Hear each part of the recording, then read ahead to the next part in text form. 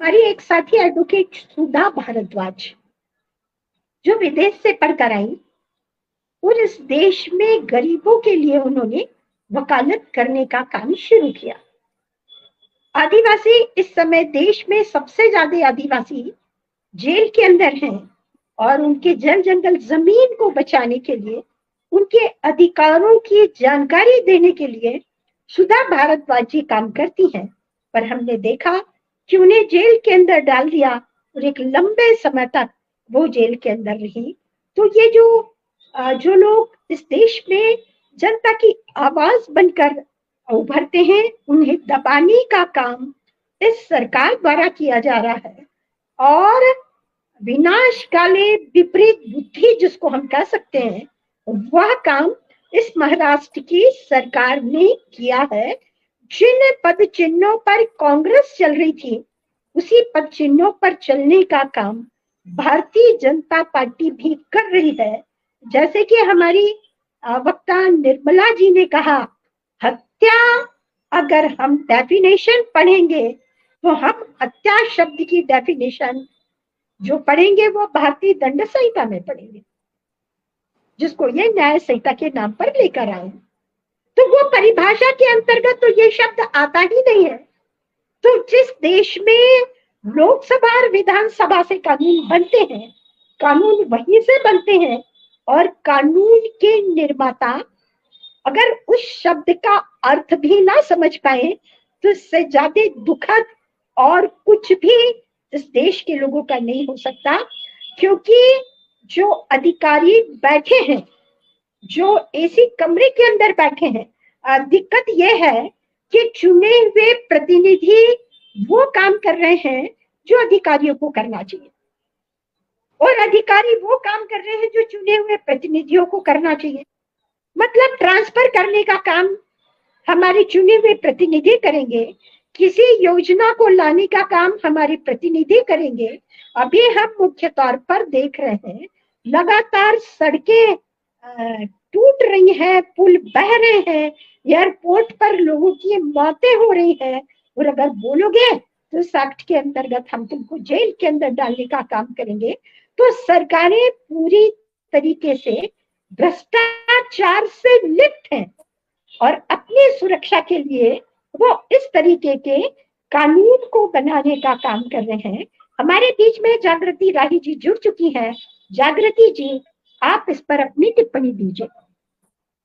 जी धन्यवाद आराधना जी। मैं असल में बाहर कहीं मीटिंग में थी, इसलिए थोड़ा लेट हुआ मुझे ज्वाइन करने में। सभी पैनलिस्टों को नमस्ते। बहुजन संवाद के दर्शकों को भी नमस्कार। हम लोग जिस विषय पे चर्चा करने बैठे हैं वो बहुत ही गंभीर विषय है और आने वाले दिनों की आहट इसमें दिख रही है। हालांकि 10 वर्षों से लगातार यह माहौल पूरे देश में बनाया ही गया है, जिसमें सामाजिक कार्यकर्ता हो, बुद्धिजीवी हो, दूसरी विचारधारा को रिप्रेजेंट करने वाले लोग हों, या राजनीतिक प्रतिद्वंदी और जिसको कहते हैं विपक्ष है, उन सब के साथ इस सरकार का और इस पूरी सत्ताधारी पार्टी का एक ही तरीके का व्यवहार रहा है। और घूम फिर कर जो भी कानून आ रहे हैं वो नागरिक अधिकारों को, मूल अधिकारों को, मानवाधिकारों को चोट पहुंचाने वाले ही आ रहे हैं। और इसी तरह से पुलिस स्टेट बनाने की पूरी कमिश्नरी और इस तरह की बनाने की कवायद जो है हर स्टेट में इनडायरेक्टली या डायरेक्टली बीजेपी की सरकार, केंद्र की हो या राज्यों की हो, वो इसी तरह के काम कर रहे हैं। महाराष्ट्र का चुनाव का रिजल्ट उनको पसंद नहीं आया और उसमें खास करके सोशल एक्टिविस्टों की भूमिका को इन लोगों ने अच्छी तरह चिन्हित किया है।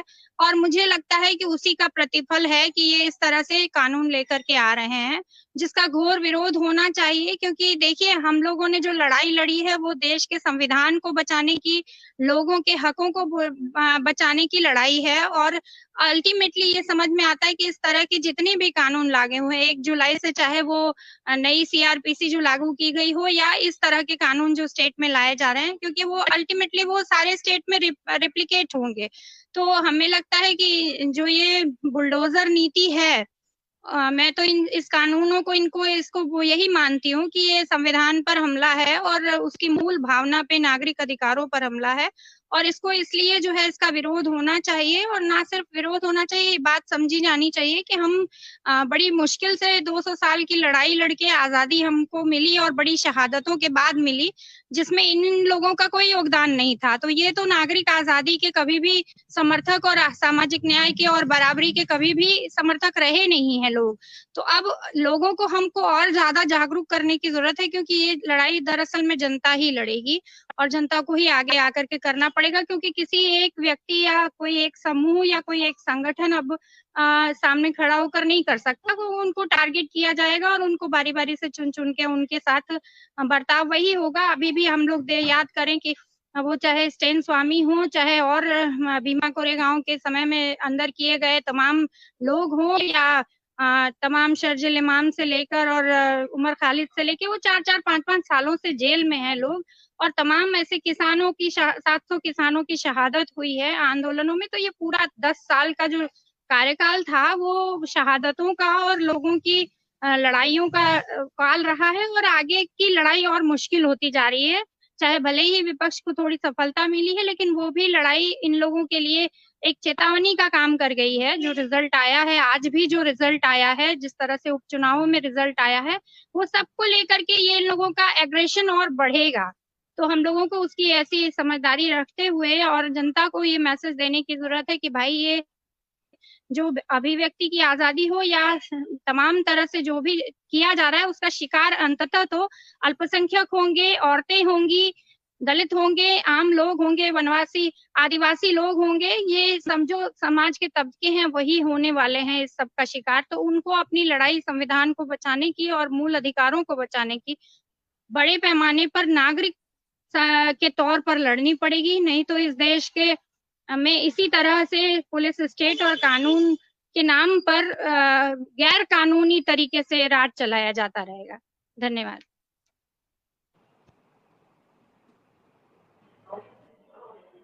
निर्मला जी, आप बहुजन संवाद के दर्शकों को क्या संदेश देना चाहती हैं? इस ये जो अधिनियम बनाया है, इस पर जनता की क्या भूमिका होनी चाहिए?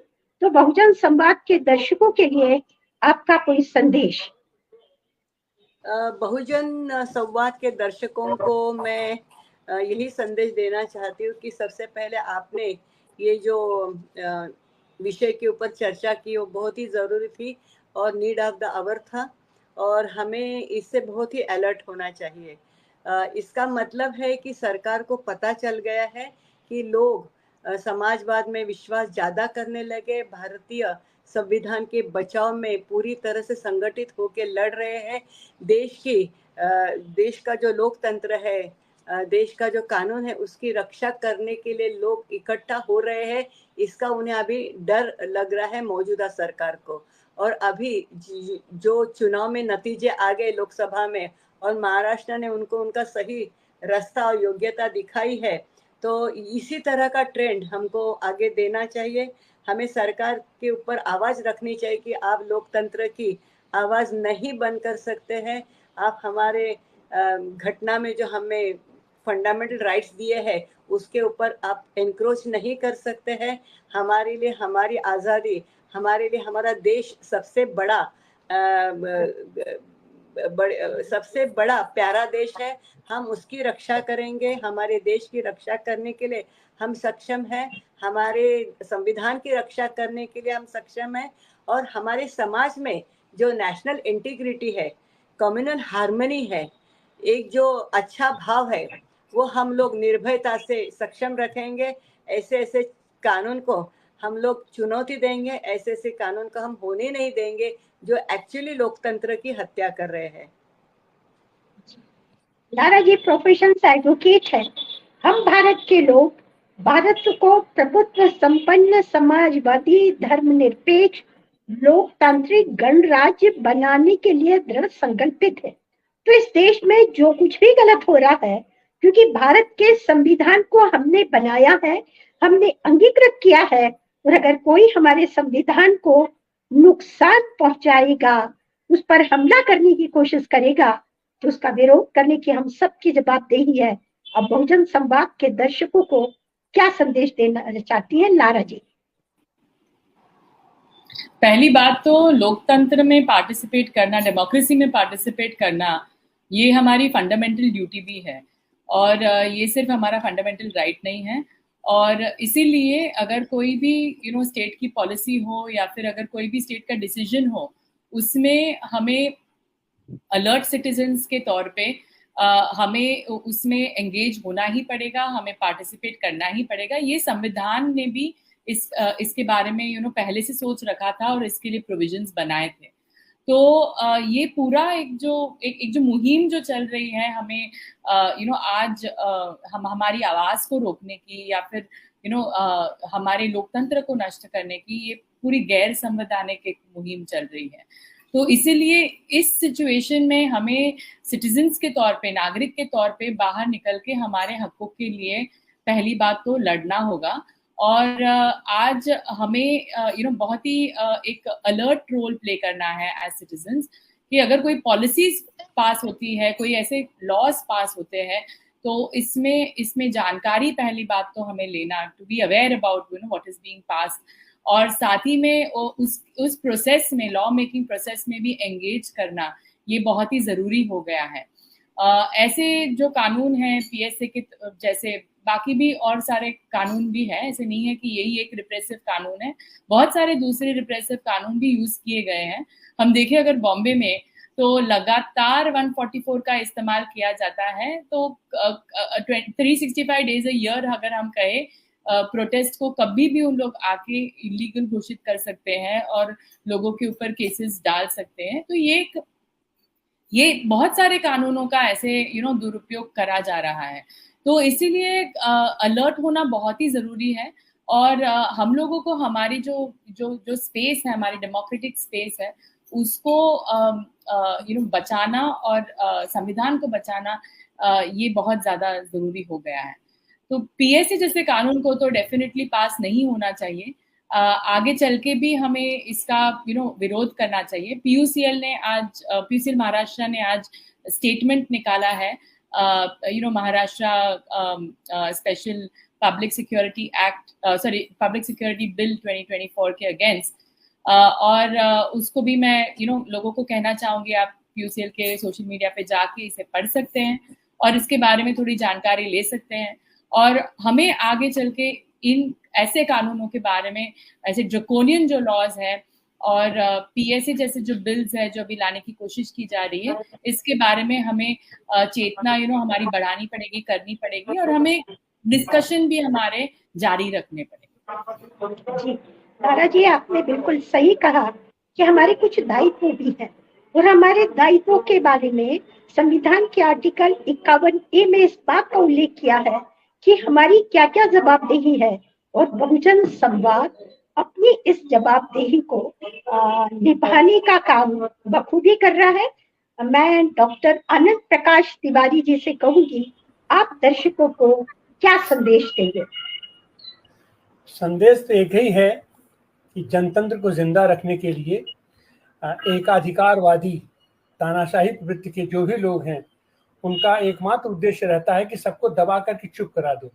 वो डरते हैं तो आवाज से डरते हैं, वो डरते हैं तो अपने प्रतिवाद से डरते हैं, वो डरते हैं तो संवाद से डरते हैं। हमें संवाद की प्रक्रिया, संवाद मतलब वाद प्रतिवाद संवाद, ये प्रक्रिया हमको सतत चलानी पड़ेगी। और इनके किसी भी कानून के आगे या जो कोई भी हो, हमारे लिए संविधान सर्वोपरि है। और संविधान को अपने तरीके से मोड़ने के लिए लोग हर प्रक्रिया, जितने संवैधानिक संस्थाएं आप उठा करके देखिए, उसको ये एकाधिकार अपने चंगुल में रखने की पूरी कोशिश कर रहे हैं। और उसी का प्रयास रहा है इनका पूरा निर्वाचन आयोग, इनका राष्ट्रपति का निर्वाचन या जो कुछ भी है, उसके तहत ये जनतांत्रिक तरीके से दिखाते तो हैं कि हम ये जनतांत्रिक तरीके से काम करते हैं, लेकिन ये जनतंत्र की हत्या कर रहे हैं। और ये जो लोगों ने 25 जून को संविधान हत्या दिवस कहा है, ये केवल ध्यान भटकाने की कोशिश है। सच तो ये है कि संविधान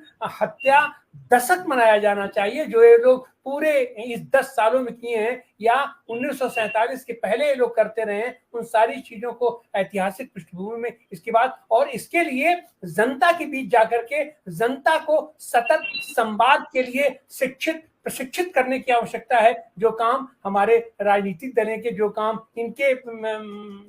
इनके शब्दावली में ये तथाकथित अर्बन नक्सल लोग जो कर रहे हैं, उस काम को हमें लगातार करते रहना होगा और इनकी आंख से आंख मिला करके, इनकी आवाज से ऊंचे आवाज में हमको इनका प्रतिकार करना